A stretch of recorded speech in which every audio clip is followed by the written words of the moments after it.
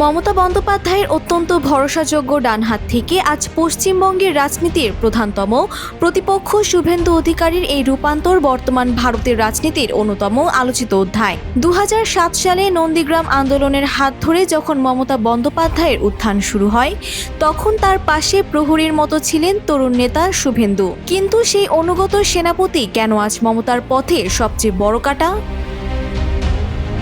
রাজনৈতিক বিশ্লেষকদের মতে এই ফাটলের মূল কারণ ক্ষমতার কেন্দ্রবিন্দু পরিবর্তন। তৃণমূলে একসময় মমতার পরেই দ্বিতীয় প্রভাবশালী মুখ ছিলেন শুভেন্দু, কিন্তু দলে অভিষেক ব্যানার্জির ক্রমবর্ধমান প্রভাব এবং নেতৃত্বের কেন্দ্রবিন্দু মমতা পরিবারের মধ্যেই সীমাবদ্ধ হয়ে পড়ায় নিজেকে কোণঠাসা অনুভব করতে শুরু করেন তিনি। এছাড়াও নিজের জেলা পূর্ব মেদিনীপুরের বাইরে যখন তার সাংগঠনিক ক্ষমতা নিয়ে প্রশ্ন তোলা হয়, তখনই শুরু হয় দূরত্ব। 2020 সালের ডিসেম্বরে তৃণমূলের সমস্ত সম্পর্ক ছিন্ন করে গেরুয়া শিবিরে যোগ দেন শুভেন্দু।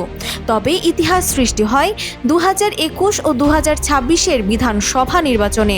নন্দীগ্রাম সহ নিজের শক্ত ঘাঁটিতে মমতা বন্দ্যোপাধ্যায়কে পরাজিত করে শুভেন্দু প্রমাণ করেন তিনি কেবল দলের কর্মী ছিলেন না, বরং ছিলেন জয়ের কারিগর। বর্তমানে বিজেপির হয়ে কট্টর হিন্দুত্ববাদী অবস্থান এবং তৃণমূল সরকারের দুর্নীতির বিরুদ্ধে সোচ্চার হয়ে উঠেছেন তিনি। বিধানসভার বিরোধী দলনেতা হিসেবে তার প্রতিটি আক্রমণ এখন সরাসরি নবান্নের ক্ষমতাকে চ্যালেঞ্জ জানাচ্ছে।